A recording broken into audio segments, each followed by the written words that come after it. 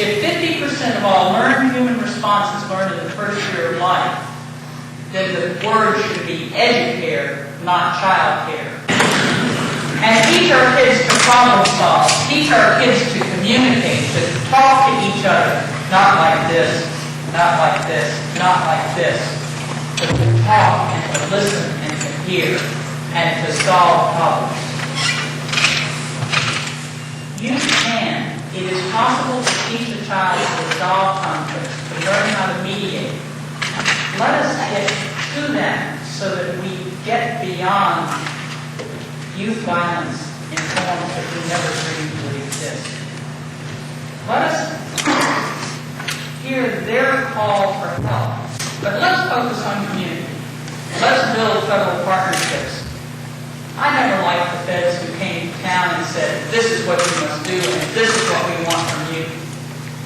I like feds who come to town and say, you understand your needs and resources better than we do. How can we work together as a partner to solve? One more quick point about the Wave America program with the BATF. They actually pay children to tattle on their parents. Kind of like the drug war. Another perfect case point example of problem reaction solution. Creating secret police and highly militarized teams to strike out against the American people on a host of political issues. Using the drug war as the crisis. We'll now examine the phony drug war and bring forth some of the real evidence of who's behind the importation of these deadly narcotics. Who is this young man, this new SWAT officer out in Miami? And this gentleman. All part of terror. It's obvious. Why would anyone be wearing a Jason mask? And while they're gearing up to disarm the American people, they're arming themselves to the teeth. I wonder what's going on here, all this paramilitary training. Going back to the 70s, they conditioned us on television with shows like Special Weapons and Tactics. Yes. They're just keeping us safe from that horrible scourge of drugs, narcotics. Funny, the more drug interdiction, the more funding, the more drugs get out on our streets. Since 1993, triple the heroin's been shipped into the U.S. That's the FBI's own numbers. Double the cocaine. Don't worry, we'll just create more armored SWAT teams. They turn the poison of drugs loose on the street, and the low-level minions have their excuse to violate the 4th and 5th Amendment, posse comitatus, and engage in asset forfeiture seizure. But again, they're just wearing hockey masks now to, keep themselves safe and us safe. It's not about terror. So why don't you just basically tell us about some of the books you've written and also some of the documentation of CIA drug running that you've come across?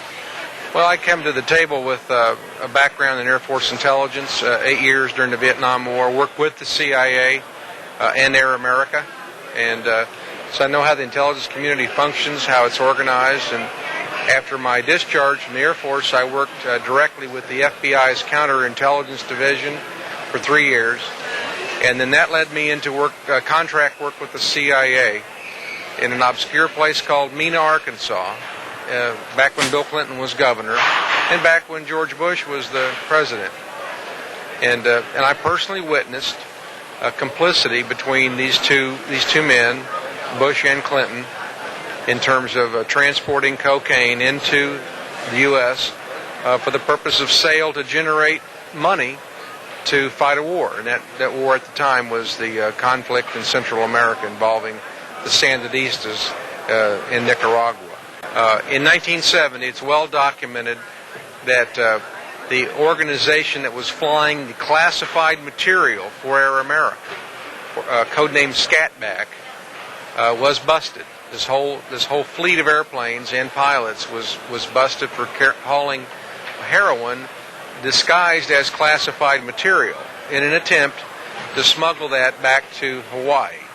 And if you get to Hawaii, then it's a free ride back to the United States because that's part of the United States. There's no customs to clear. That is documented there, but back to the absolute documentation.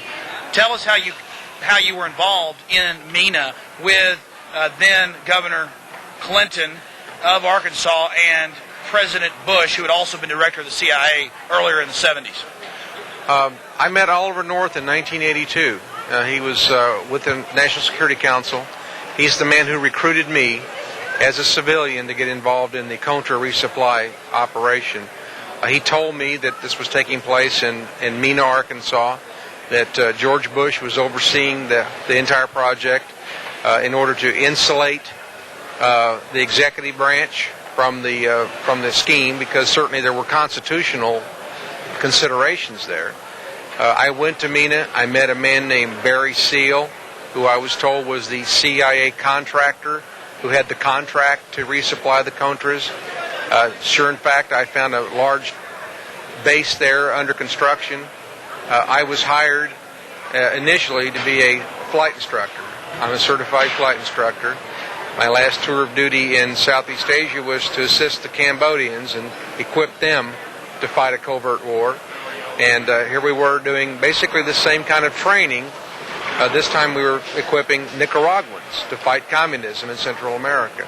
And did you ever actually see the cocaine, or you just were at the base and knew that it was being flown in? No, after walking around with blinders on for 2 years, it became to the point I could no longer deny what was going on.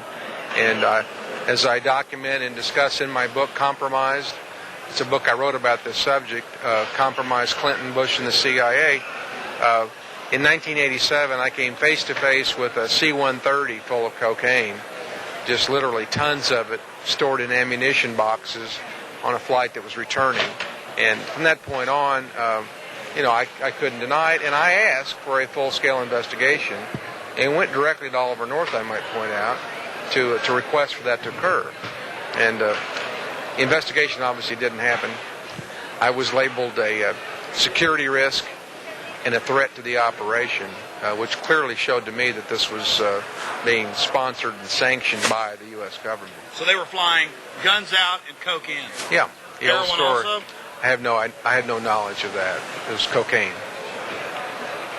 Where are we going now today? Would you say that the majority of, how big a percentile of the narcotics coming into this nation are controlled by the National Security Agency or the CIA? I have no way of knowing, but I use logic on these kinds of scenarios. If you are to believe the Pentagon, and I do, we have a security net over this country, down-looking satellites and radar that is designed to stop as small of an incoming target as as an air-to-ground missile launched from a Soviet MiG out of Cuba. Now, if that's the case, and you can do that, and I believe we can do that, that's been proven time and time again we can, you have to ask yourself, how are all these drugs getting into this country? So what are the drug busts that we see? Are those cowboys or people that were not inside, who are not licensed drug runners for the CIA being busted? Oh, the independent, the entrepreneurs, the little guys, the guys with a Cessna that gets caught with a duffel bag full and goes to prison for life. The juxtaposition to that is a C-123 with 5 tons coming in unabated. How do we stop this? Just education? No. We, the American people, first of all, say we don't want a war on drugs. I'm for total legalization of drugs. Well, some people will be shocked by that, but back in the 1920s during Prohibition, alcohol abuse skyrocketed. It created giant armed gangs. If you make something illegal and risque, a giant black market rises. Well, black market is what the problem is. The profits are there. Take the profit out.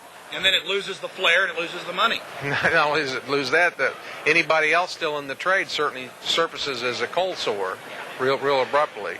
The banks that launder the money would surface and probably go bankrupt. It'd be interesting as an experiment, I've always said, to let's say we're not going to do this permanently, but for 3 months, for 90 days, we're going to have a test, and we're going to legalize cocaine for 90 days. And just see the reaction of corporations, companies, big businesses that are in the drug business, and banks that launder the proceeds, and watch them surface, because they would go into withdrawal real abruptly. Well, Mr. Reed, just 2 more short questions, and I appreciate your time with us here today. The general public has a gut-level feeling that the information you're discussing is true. Even Esquire did a large article 2 months ago about it in their September issue. documenting it, DEA people, carte blanche admitting it. And we've seen articles in early 97 about the Federal Reserve Bank of Dallas and San Antonio being caught with $3 billion of drug money. This goes to the highest levels. Truthfully, it's good to say we should decriminalize drugs, but at the same point, isn't the war on drugs also creating the police state that they like? That's my greatest concern. I don't say let's legalize drugs because I want to see you use drugs or anybody else. We have not had a war on drugs. We've had a war on our Bill of Rights under the guise of the war on drugs. I never thought I'd ever live to see the day in this country that I fought for to have roadblocks, arbitrary roadblocks. Now, passengers in vehicles have no rights, as you know, that the passenger has an obligation to show his or her identification. Asset forfeiture, seizure. The test case before the Supreme Court as we speak are the passengers' belongings in a vehicle subject to involuntary search, and I believe the Supreme Court will go along and say police have the right to stop and search you and me or anybody else in the vehicle. The Fourth Amendment is worthless. It's been trampled on. It's useless. And this is reminiscent of Nazi Germany. Absolutely. So if we want to return to a nation of greatness, we're forced to legalize drugs just simply to preserve our civil liberties guaranteed us under the Bill of Rights. And then if some idiot wants to OD, that's their problem. And at the same time, we have the big pharmacological companies selling high-grade amphetamine as Ritalin and hallucinogens under the name of Prozac and Luvox and the rest of it that is just as bad or worse. And the bigger the drug war gets, the more drugs, the more police state. The people that brought in the cocaine and heroin 80 years ago had a monopoly. They started losing that monopoly from competition, so they moved to make it illegal. They then controlled the channels and made 100 times the profit. It's real simple. That's what the drug war is really all about. And now they've moved on to the war on terror, which is to net all citizens as terrorists in this giant control grid, bring in the national draft, have it for women as well, and that's just slavery. That's what conscription is. All right, it is May 18th, 2004. On this Tuesday, and you just saw just a few minutes from my documentary, Police State 2, The Takeover. And I want to get into some of the most important news of the final phases in the complete enslavement and takeover of our society. And then here in a few minutes, we will also take some of your phone calls if you're watching us live on May 18th, 2004. And that number is 477-2288. And I want to say hi to all the viewers at PrisonPlanet.tv as well, and Infowars.com, and, of course, PrisonPlanet.com. Let me preface this with a little bit of background, kind of in a nutshell, and then we'll race through some of the headlines in the news and then go to your calls. The military-industrial complex grew up and was funded by big government supporters in D.C. Washington, D.C. now for 80-plus years has been owned and controlled by just a few banking families that own the private, run-for-profit Federal Reserve. And they figured out long ago how to create enemies, how to create Hitlers, how to create Stalins, how to create Maos, to then counterbalance that with a huge military expenditure here domestically. And that went on for hundreds of years before that in Europe, with the Rothschilds and others building up enemies and then financing both sides of the war. But it's not enough for the globalists to make hundreds of billions of dollars a year in weapons sales, to control and have a cartel over the oil with their puppet OPEC. They need terror as the new excuse to bring in the surveillance grid, to bring in the control grid, and to micromanage our lives. This is their excuse. This is their pretext. And long before 9/11, the military, in violation of the 1878 law, was covertly merging with local police departments, militarizing local police departments, and teaching them that the population is the enemy. and Hollywood has promoted this image. And before 9/11, we saw government drills, covert drills and public drills, to bring in martial law, or what they call civil emergencies. And now FEMA has been on the record in the last year saying that under red alert, our rights are suspended. We can't leave our homes. The Washington Post has reported they're going to pull up and take your children from the public schools. They're going to build hardened checkpoints into the roads. They're going to take the millions of people drafted, men and women, and make most of you serve domestically 20 hours a week in tattletale squads. This is the Sovietization, the Nazification of America. That classic tyrannical paradigm with an overlay of high-tech technocracy. And now it's upon us. And when you look at who stands to gain from terrorism, when you look at when the CIA fails and allows terrorists to attack who they created to begin with, they then get bigger funding boost, they get more powers, and again, they are the tools, the henchmen, the street thugs of the capos and the mafia dons of the New World Order. And that's all the New World Order is the real organized crime syndicates of the planet, the old entrenched families that run the world. They're not communists, they're not fascist. They use any command and control system to bring this into fruition. And you better grow up and you better realize that. You better stop the denial out there. Denial is such an important part of this overall picture. Every day I get phone calls and emails and letters, people denying that there's 12 bills to introduce the draft, that they've set up the draft boards again, that they're going to draft women, draft professionals. We've got senators and congressmen and women calling for it. The bill's introduced for 2 years, and still people are in denial. Still, people do not understand what's happening. So if you can't even admit that they're preparing a new national draft after the globalists carry out another terror attack to get you in line, how are you going to wake up to the fact of prior knowledge and involvement by elements of the government in September 11th? Just wishing something wasn't true, just denying it out of hand won't cut it. Our society, our civilization is on the line. We're losing everything that we hold dear. And they're replacing it with football games and strip clubs. And I'm sorry, that doesn't cut it either. So let me launch into the news. This is from U.S. News and World Report. This is this week's issue. From the White House, a nightmare scenario. This is on Infowars.com and PrisonPlanet.com right now. And they've got it set up. They've told us this is going to be a 100-year war. The terrorism's never going to stop. Give your freedoms up and you'll be safe. And again, look at who stands to gain from this. Powerful people want more power.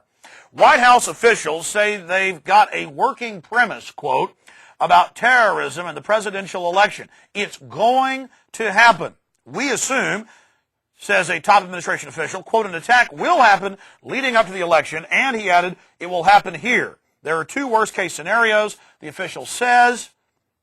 The first, an attack on Washington, possibly the Capitol, which we believe was the target of the 9/11 jet that crashed in Pennsylvania. Theory number two, smaller but more frequent attacks in Washington and other major cities leading up to the election. To prepare, the administration has been holding secret anti-terrorism drills to make sure top officials know what to do. These are martial law, federalization, takeover drills. This is all going on in plain view. There was a sense, says one official involved in drills, of mass confusion on 9/11. Now we have a sense of order. Unclear of its political impact, though, most Bushies think the nation would rally around the president. Who stands to gain from this?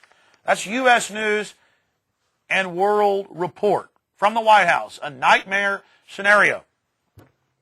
Now, it came out 2 years ago that the White House was ordering the FBI and CIA to, quote, issue fake terror alerts. Every time some new scandal came out, they would smoke screen it with an announcement that terrorists are about to strike any minute. And it came out that those were fake alerts, not just false alerts that were an accident, but fake on purpose to distract you. So Bush can play the part of the savior. So he can give you protection, like the mafia don he is, from his own hired thugs. This is all mafia tactics. The little calling cards they leave at terrorist scenes, the things they do, their whole bravado and attitude. The old gangster coming up to somebody in New York 100 years ago and saying, pay me protection money or Luigi over there is going to firebomb your grocery store. I'm not going to do it, but Luigi is, and I can call Luigi off. Well, that's what the WASP mob does, but they run the banks, they run it all. The only mafia you ever hear about are the small mobs that the establishment is displacing because they dare get in their turf. The same thing for Colombian drug lords. They're people that don't pay their cut into the Bushies and others. So, understand, the borders are wide open. We're losing all of our liberties. They're doing nothing to protect us. Every time we look at a terrorist group, they're created and controlled by the globalist. And they're saying, brace for attacks. I don't know if these attacks are going to come. But I know that at least after the election, they will. Whether it's John Forbes Kerry, Bush's cousin, or George W. Bush who's in office, they're just puppets. The fight is at the county and city and state level to educate everybody and to step out of the shadows and to tell the establishment that we know you're behind all of this. You know, there was this article in the Austin American-Statesman today with a photo. Oil prices are edging towards $42 a barrel. And there's a photo here from California. And it says regular, $2.33 a gallon. Excuse me. Plus an arm, premium, a leg. that AP photo does tell 1,000 words. And the globalists like to say it's because they have aging refineries or the terror threat or, OPEC's cut production. But 5 years ago, I read the public policy reports by the IMF, the World Bank, and others, where they said that they were going to jack up oil prices, that they were going to squeeze the people of the world because they can, because they feel like it, because they want more control.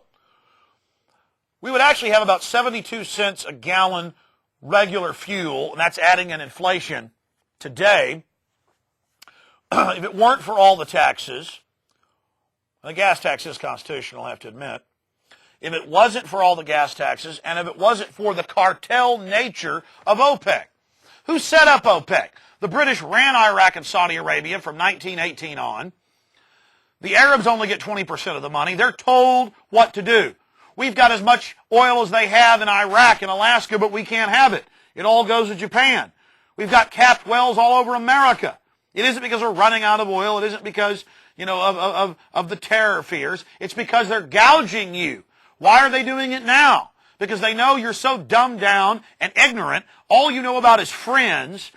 All you know about is the football game. All you know about is the last episode of Frasier. You're not focused in on the geopolitical scene.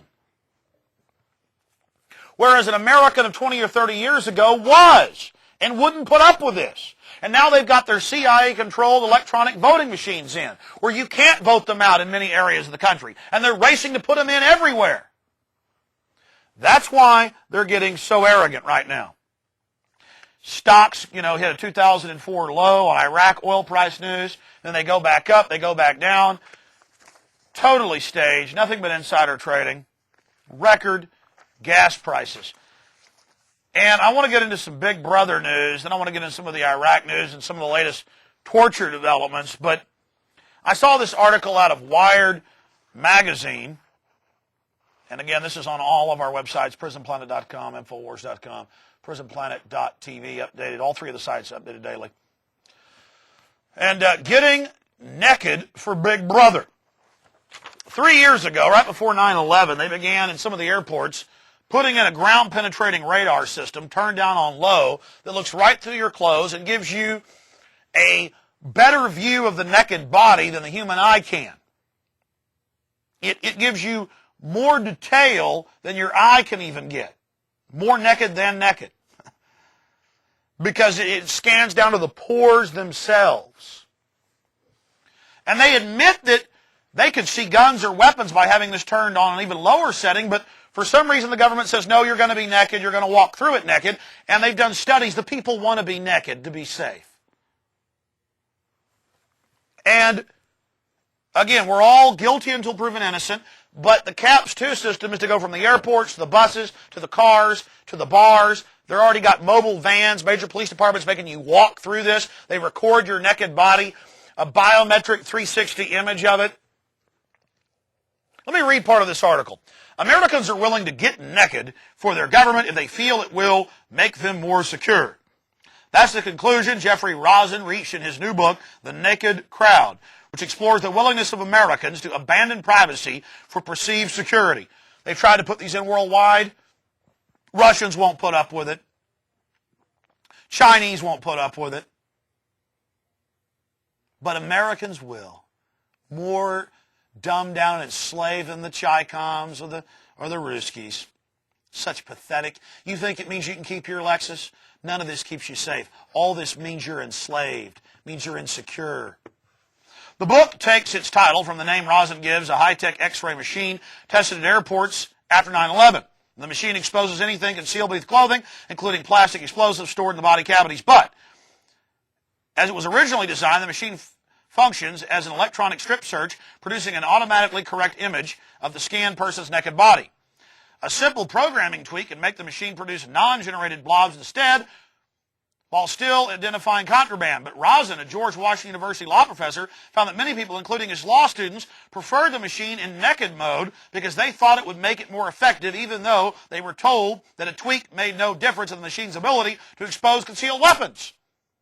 Wired News spoke with Rosen about whether technologies deployed at 9/11 could be better designed to balance privacy with security and how corporations help the government conduct invasive surveillance.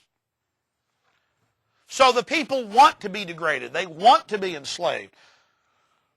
I mean, I hear these sickos calling into talk shows, I'm a liberal, but I agree we need to torture them Iraqis. But Saddam was bad because he had rape rooms. But now it's our rape rooms, so it's good. 2 senators, a congressman, have been on TV saying, oh, it's just fraternity pranks. Raping women, raping children, sodomizing people with giant objects, beating people to death, making people crawl on their hands and knees over broken glass. So next time somebody kidnaps your neighbor and kills him, just say, hey, man, fraternal fun. But that's double think. Oh, it'll be bad then, it'll be terrible. But it's good when the government does it. And I talked about this a lot before it even came out, you know, the torture, which we were meant to see and meant to be conditioned. They bring out the Berg video to condition us and it's okay. Totally stage deal. Why all the dramas? 24, Threat Matrix, NYPD Blue, torture every episode, violating rights, torture chairs. The torturers are good, the tortured person's bad. It's your fault, we're going to torture you to death now. These yuppies, these liberals, these neocons, they watch this, they accept it, they love it, they live it. And they'll do whatever it takes. If it means they keep their job, they'll grovel, they'll be secret police, they'll watch their neighbors taken away. They'll deny it and deny it. They'll even rat out their own family for subversive activities in this new system after the government's done blowing up a couple cities. Because as things get worse and worse, this immoral, degenerate, decadent, double-thinking population will scramble and beg and plead and report and do whatever it takes just to be part of the... I've got 5 American flags up front of my house. I sent both my sons and daughters to war. I do my compulsory volunteerism an extra 10 hours a week. I'm with the homeland. I mean, it's sick. Your daughters will worship the black ski mask. They will go out and fawn and beg to be debauched by the ski mask local police. Every neighborhood, community, neighborhood association control freak will be wearing the spiffy new uniform. They're announcing this! You go, well, it's just for terrorists. Section 802 says every misdemeanor is an act of terror. You can be secretly arrested, secretly killed, or put in a camp. Mainstream! Michael Savage is calling for it. Alan Dershowitz is calling for it. Both dirty neocons. Tommy Franks says, oh, the next attack, we're handing over control to the military, setting aside the Constitution. General Eberhart, the head of Northcom, tells the LA Times, troops on the streets is good. They say another attack's coming, we're going to take all your freedoms. They love it! They have the motive. And then you look at the material evidence, the circumstantial evidence, the eyewitnesses, they're doing it all. We have official government plans to carry out 9/11 style attacks. You want to get naked for Big Brother, even though they can detect stuff without getting the naked image of your body. You want to be naked for Big Brother. You want to be scanned. People are walking to me and going, Alex, hear about the nerve gas they found in Iraq. There were hundreds of sites, all marked U.S. and Russian chemical weapons, declared all over that country. In 91, they blew up hundreds of them, getting the troops sick. And magically, this supposed sarin nerve gas mortar shell gets found. They found these things 20 separate times, and it always turns out to be a fraud. And all these other countries have it. Israel has 400 nuclear weapons in every conceivable delivery system. Are we going to invade Israel because they have it? Look at the precedent you set. And now the UN's about to come in as the savior to play the part of the good cop.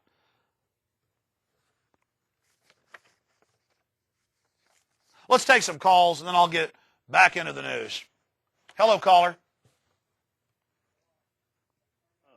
What do you think of Judge Miller just taking the kids and locking them up, knowing that the kids can't... You have to start over. They didn't have your audio turned up, sir. Well, what do you think of Judge Miller just locking up these kids that and keeping them away from the parents? I heard that you were talking about the government's taking kids away. Well, to me, they're already starting to do it. Well, of course. There are 1.5 million children. 1.5 million children taken each year. Say it again. 1.5 million children taken each year. Health and Human Services spends over $25 billion a year federally mandating that states every year double the number of children they grab to get their federal funding. The UT textbooks say that the family is bad and must be broken up. The Calhoun Reader, I've read the quotes with the textbook here on the show.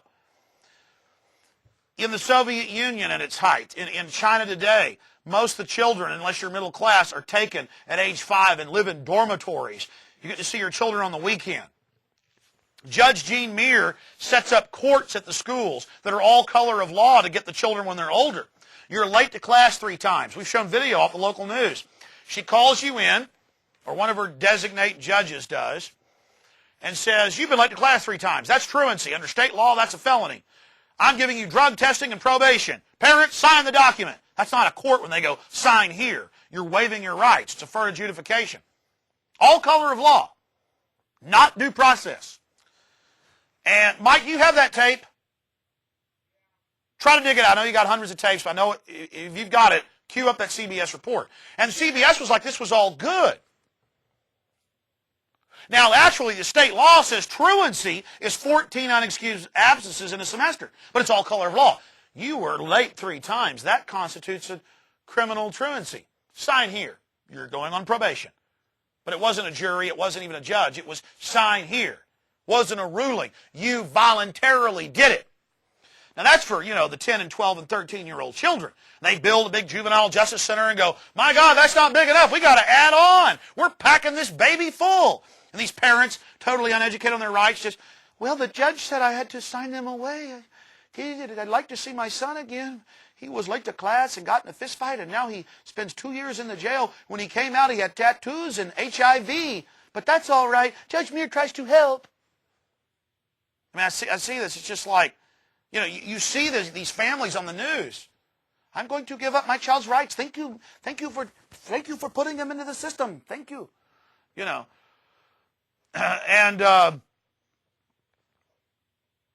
But no, 1.5 million young children a year, and they admit you're 5 times more likely. The most dangerous place to be for a child is in the government custody. When toddlers cry and scream, they call that mental illness and put them on lithium. There are literally shriveled children, especially in Florida, by the tens of thousands, in lockdowns, little toddlers that never grow, just in like a little cocoon, just being pumped drugs, I mean, it's hell! It's a nightmare! It's a science fiction movie! And they're done chewing through the poor people. Now they're getting into the middle class because they've grabbed so many. And it's always weirdo judges, don't have any kids with the butch haircuts, just up there, just life-hating demons who've got giant prisons to pack, people to feed into the system. And after they're done doing this to the kids, screwing them up, getting them on drugs, then they go into the prisons. They work 20 cents an hour as adults, taking our jobs away. Type into Google, toddlers in Florida put on lithium.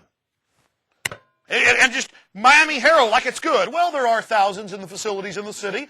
Toddlers on lithium. When they cry, it shows their mental illness. When they cry for mommy, they are put on lithium immediately. The crying stops and blah, blah, blah. They take 2-year-olds and put them on lithium and throw them behind bars. We kept them safe. I mean, this is hell on earth. Hell on earth. Hell on earth.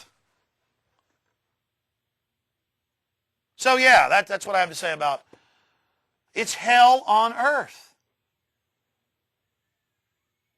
They've turned the schools into prisons. They're a place to get your child entrapped in the criminal justice system. Rewind it. Rewind it. I want to play this. I want to play this. Good job, Mike. Get it at the start. And I have the UT textbook.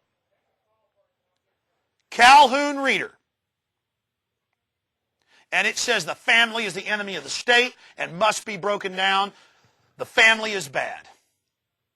We must destroy it. Get their children. Hitler couldn't agree more. One call will play. You ready with the clip? Okay, go ahead, caller. Yeah, Alex, you had interviewed me a while back. Commander Dwayne McNeil had pulled me out of a vehicle. I use a wheelchair to get around. Yeah, you're a big manager of a major building supply place here in town, and no criminal record. Your wife works for a prison, and you got pulled over, and he said, "What's that?" You said, "It's my hand controls. You're paralyzed from the waist down," and he went ahead and beat you up? Yeah, pretty much. Tore my shirt and forcefully tried to pull me out of the vehicle, damaged my vehicle in the process. Well, you better learn how to walk. When he says jump, boy, you say aha! Yeah. Well, I always promised myself that if he ran for political office, that I would do something to make the public aware. And I was wondering what your opinion was with the votes being rigged the way they are. There's no election in Travis County. I mean, Michael McCall can be 20 points behind and magically win. Clear Channel owns the voting machines, owns Hard Owner Civics, that he's married to the owner's daughter. I mean, none of these. Look, that's what happened in Austin. Can we go bullhorn the guy? I mean, what can I do? I don't care about showing my face on television anymore. Come down here and get a TV show, and for a year, sit there in your wheelchair and tell people the story and talk about it. And show them the arrest record and the documents and everything. And he just pulls you over, and what's this? Well, these are my hand controls. Get out of there, you scumbag! Yeah. Just show him. Just talk about him. All right.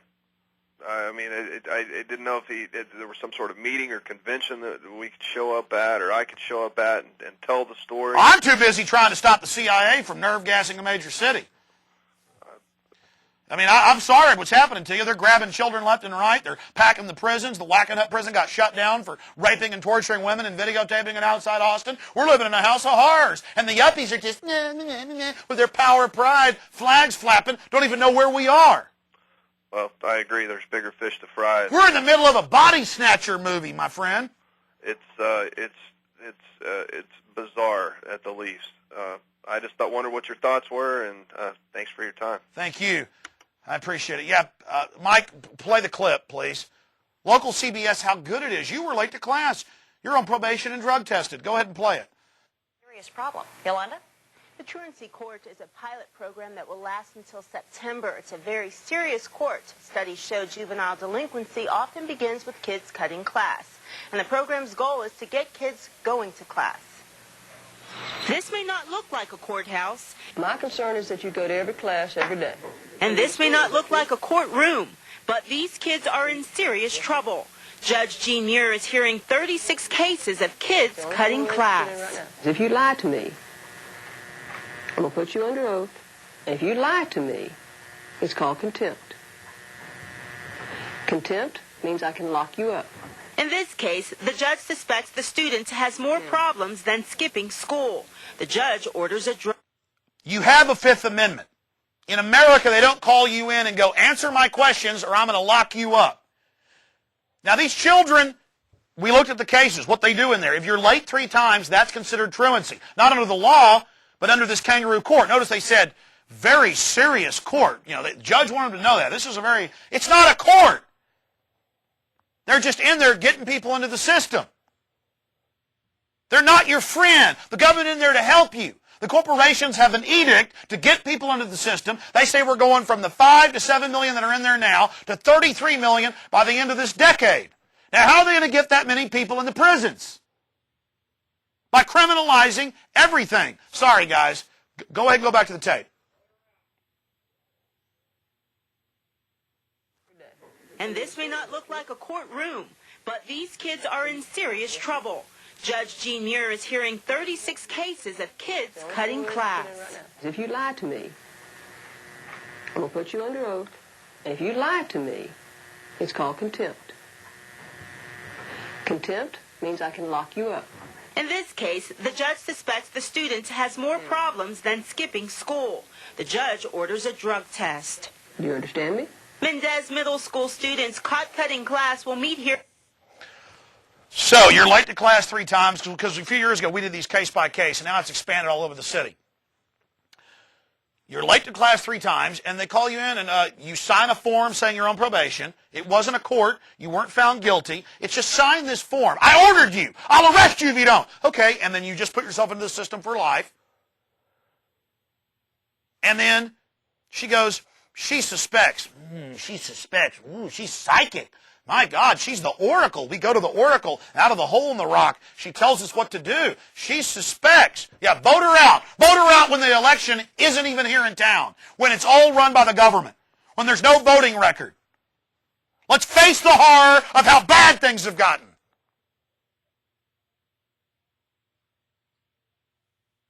So you just heard it. And that's not 1/1000th of how bad it really is. Go back to the tape, please. Week, along with their parents, probation officers, a judge, and truancy officers. If the court could come to us, then that way the neighborhood and the community can't say, well, it's too far. This student, like all the others today, received something called deferred prosecution. That means if they go to class for 60 days straight, their past problems won't go on their records. We, the parents, what we have to do is support our kids. And any kind of way they need us. And as for the court system, cases are funneled through quickly to prevent a backlog of paperwork. This makes it a lot more efficient, Two, the kids are already here. And you also are trying to make a statement to the schools that this is important. But son, it's not a game, and I mean it. The Truancy Court pilot project will last until September. The program could expand to other schools if funding is available. And after today, students who are on probation who miss class again could face stiffer sentences, like time in a detention center or fines. Yolanda Hawkins. Yeah, that's what America's all about now is learning how to be in a detention center, learning how to swipe your ID card, be given your tattletale card with $250 cash bonuses for turning parents in. We have the local newscast of that. Report your parents, $250, a bonus. If we had time, we'd play that. This is hell on earth, and it makes me very angry. And if it spills over to others, I'm sorry. But, again, deferred adjudication. Oh, this gets rid of the backlog, speeds things up. We can come to the children and help them. It's not a real court. It's sign here. The state law says 14 absences is criminal.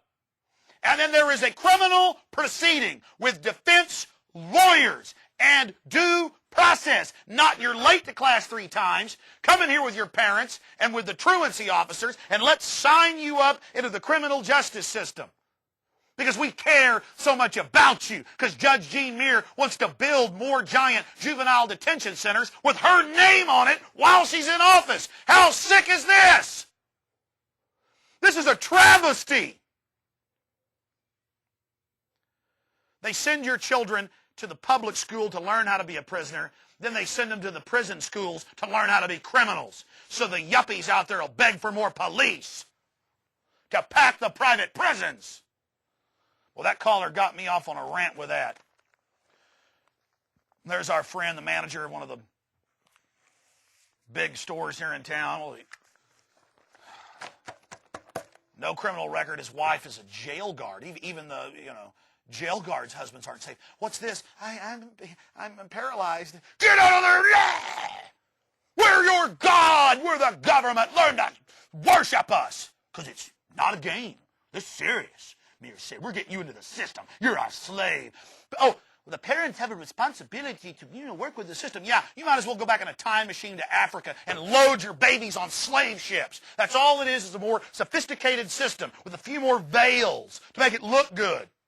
We have the most imprisoned population in world history, and it's not stopping. The same people that ran 9/11 run the military and run the prisons, and we're all getting swallowed by it. And if you're a poor American, you're really beat up. But now they're moving on to the middle class. And that's your wake-up call. I love you all out there. But I'm angry about what's happening to this country, and I'm disgusted. And it's time for people across the political spectrum to wake up. This isn't freedom. Cameras in school bathrooms isn't freedom. Videotaping your naked body walking through airports isn't freedom. Cable boxes that track what you watch and do and listen to you with a microphone, Associated Press, isn't freedom. Police in black ski masks covering up their badge numbers isn't freedom.